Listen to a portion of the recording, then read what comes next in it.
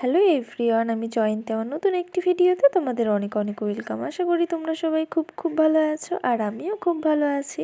তো আজ হচ্ছে গিয়ে বুধবার, আর এখন বাজে দুপুর 12টা। তো এখন থেকে আমি আমার ভিডিওটা স্টার্ট করছি, তো তোমরা দেখতে থাকো। আশা করি তোমাদের খুব ভালো লাগবে। তো আজকে আমি রান্না করব কাতলা মাছ। তো চলো, সমস্ত সবজি দিয়ে কাতলা মাছের তরকারি রান্না করব। তো কিভাবে রান্না করব পুরো ভিডিওটা তোমাদের সাথে শেয়ার করব। আর কি কি সবজি নিয়েছি দেখো, আলু, বেগুন, সিম, আরও আছে ফুলকপি। তো সমস্ত সবজি দিয়ে কাতলা মাছের ঝোল রান্না করব আজকে। আর শীতকালে হচ্ছে গিয়ে সবজি দিয়ে কিন্তু বেশ মাছের ঝোল খেতে ভালোই লাগে। কারা কারা পছন্দ করো আমাকে অবশ্যই কমেন্ট করো। তো চলো, সমস্ত সবজি দিয়ে আজকে কাতলা মাছের ঝোল রান্না করি আর তোমাদের সাথেও শেয়ার করি। তো এখানে দেখো, আমি লঙ্কা নিয়েছি, পাকা লঙ্কা, সমস্ত কাঁচা লঙ্কারই পাকাগুলো, আদা, জিরা আর একটু নুন দিয়ে আর সামান্য জল দিয়ে সমস্ত কিছু দেখো আমি মিক্সচার করে নিয়েছি এখানে।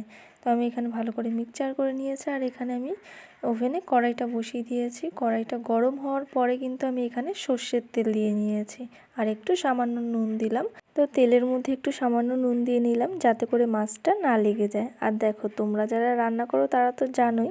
তো আজকে আমি কিভাবে রান্না করছি সেটাই আজকে তোমাদের সাথে একটু শেয়ার করছি। তো আমার থেকেও যারা ভালো ভালো রান্না করো তারা কিন্তু অবশ্যই আমাকে কমেন্ট করে জানিও তোমরা কিভাবে কাতলা মাছ রান্না করো। কাতলা মাছের কালিয়াও করা যায়, কিন্তু আজকে আমি ঝোল রান্না করব। তো চলো, নুন, হলুদ, কাঁচা তেল দিয়ে কিন্তু আমি মাছটা ভালো করে মেখে নিয়েছি, আর এখন হচ্ছে গিয়ে মাছটা ভেজে নেবো। তো চলো, মাছটা ভেজে ফেলি।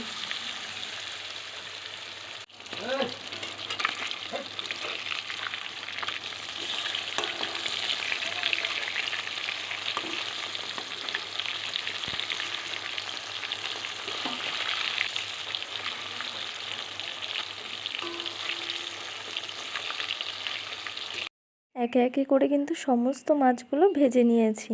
আর চলো, এবার হচ্ছে গিয়ে রান্নাটা তোমাদেরকে দেখাই। তো এখানে হচ্ছে গিয়ে আমি জিরে আর দুটো শুকনো লঙ্কা দিয়েছি।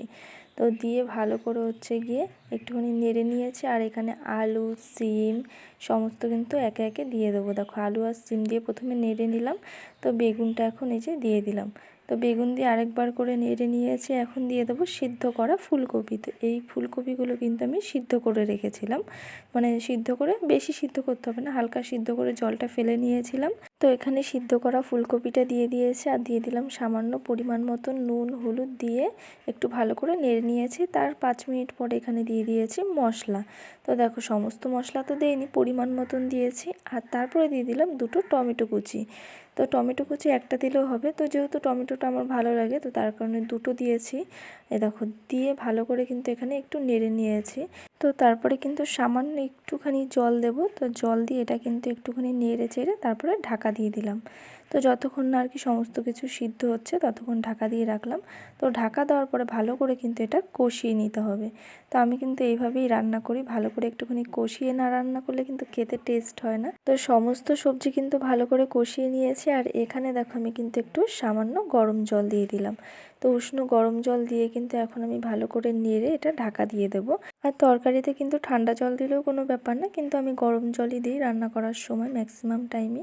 তো যাই হোক, এখন কিন্তু আমি ঢাকা দিয়ে রেখে দিয়েছি, 3 থেকে 4 মিনিট রাখবো। আর চলো, ততক্ষণ এই ধনেপাতাগুলি কুচি করে ফেলি। তো যাই হোক, এই যে দেখো, 3 থেকে 4 মিনিট পরে কিন্তু আমি এই ঢাকনাটা খুলে নিয়েছি।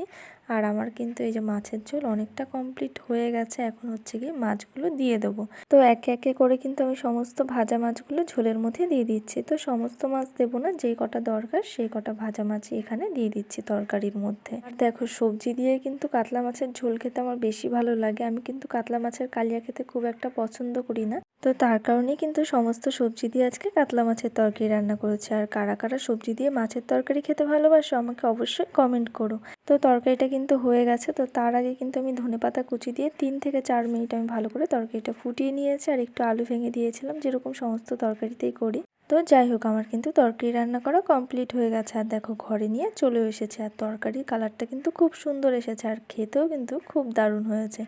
তো চলো, আজকের ভিডিওটা তোমাদের কেমন লাগলো আমাকে কিন্তু অবশ্যই কমেন্ট করে জানিও। তো আজকের মতন ভিডিওটি এইটুখানি। সবাইকে টাটা।